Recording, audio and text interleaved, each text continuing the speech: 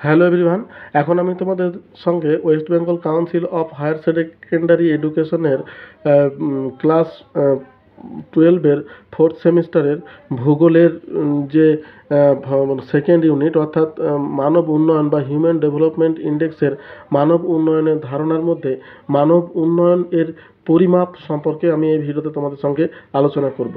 যদি ভিডিওটা তোমাদের ভালো লেগে থাকে তাহলে একটা লাইক দিও, বন্ধুদের সঙ্গে শেয়ার করো, চ্যানেলটা সাবস্ক্রাইব করে রাখো। আর যদি কোনো প্রশ্ন থাকে আমাকে কমেন্ট বক্সে কমেন্ট করো, আমি তোমাদের প্রশ্নের উত্তর দেওয়ার চেষ্টা করব। তাহলে দেখো, আগের ভিডিওতে আমি মানব উন্নয়ন সম্পর্কে আলোচনা করেছি যে মানব উন্নয়ন জিনিসটা কী, এবং এভাবে এরপরে এই ভিডিওতে আমি তোমাদের মানব উন্নয়নের পরিমাপ অর্থাৎ মেজারমেন্ট অফ হিউম্যান ডেভেলপমেন্ট সম্পর্কে আলোচনা করব।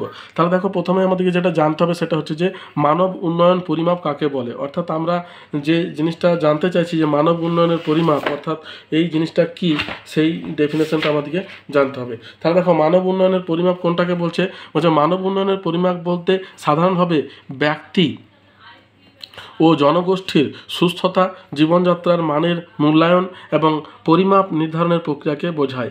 এর মাধ্যমে স্বাস্থ্য, শিক্ষা, আয় এবং জীবনযাত্রার মান সহ মানব উন্নয়নের বিভিন্ন উপাদানগুলিকে মূল্যায়ন করা হয়। তাহলে এই জিনিসটা হচ্ছে তোমার মানব উন্নয়নের পরিমাপ। ঠিক আছে, এরপরে দেখো আমাদের যেটা আছে মানব উন্নয়ন পরিমাপের গুরুত্ব বা প্রয়োজনীয়তা কী। অর্থাৎ আমরা এই যে তোমার মানব উন্নয়ন সম্পর্কে জানছি, এটার গুরুত্ব কী বা কেন কোনো একটা দেশে এগুলোকে তোমার নির্ধারণ করা হয়। দেখো, কোনো দেশ বা অঞ্চলের মানব উন্নয়ন পরিমাপ করা বিভিন্ন কারণে প্রয়োজনীয়। এক নম্বর হচ্ছে নীতি নির্ধারণ, অর্থাৎ মানব উন্নয়নের পরিমাপ সঠিক নীতিগত সিদ্ধান্ত গ্রহণে সহায়ক। ফলে এই পরিমাপের ভিত্তিতেই সরকার সম্পদ ও অর্থ বরাদ্দ করে এবং বিভিন্ন পদক্ষেপ গ্রহণ করে। 2 হচ্ছে অগ্রগতি পর্যালোচনা, সময়ের সঙ্গে সঙ্গে মানব উন্নয়ন এবং সুযোগ সুবিধা প্রাপ্তির অগ্রগতি সম্পর্কে পর্যালোচনা করতে সাহায্য করে। 3 হচ্ছে তুলনামূলকতা, অর্থাৎ মানব উন্নয়ন পরিমাপের মাধ্যমে বিভিন্ন দেশ, অঞ্চল এবং জনসংখ্যার মধ্যে তুলনামূলক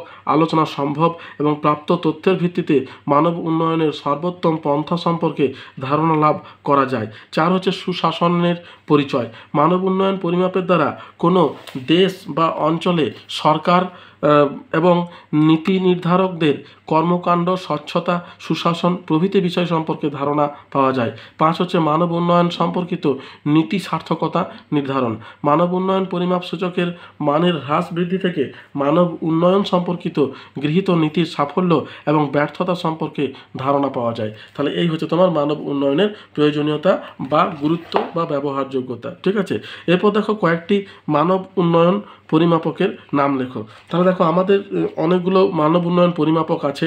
দেখো কি কি আছে, মানব উন্নয়ন সূচক যেটাকে বলছে হিউম্যান ডেভেলপমেন্ট ইন্ডেক্স। হ্যাঁ, তারপর দেখো হচ্ছে মানব দারিদ্র সূচক যেটাকে বলছে হিউম্যান পোভার্টি ইন্ডেক্স।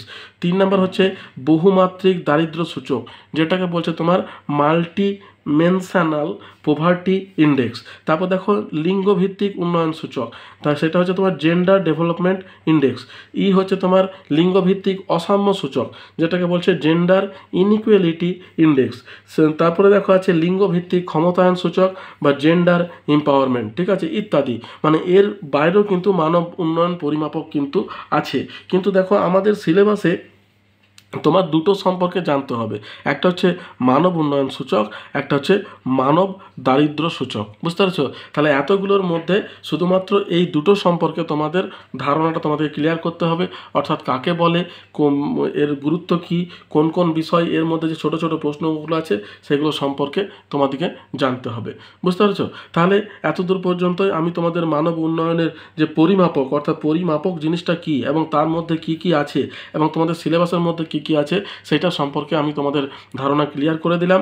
এর পরের ভিডিওতে আমি তোমাদের সঙ্গে মানব উন্নয়ন সূচক অর্থাৎ প্রথম যেটা তোমাদেরকে জানতে হবে মানব উন্নয়ন সূচক বা হিউম্যান ডেভেলপমেন্ট ইন্ডেক্স সম্পর্কে আমি আলোচনা করব। বুঝতে পেরেছো? যদি ভিডিওটা তোমাদের ভালো লেগে থাকে তাহলে একটা লাইক দিও, বন্ধুদের সঙ্গে শেয়ার করো, আর চ্যানেলটা সাবস্ক্রাইব করে রাখো। আর যদি কোনো প্রশ্ন থাকে আমাকে কমেন্ট বক্সে কমেন্ট করো, আমি তোমাদের প্রশ্নের উত্তর দেওয়ার চেষ্টা করব। তাহলে এতদূর পর্যন্তই, দেখা হচ্ছে পরের ভিডিওতে। ধন্যবাদ।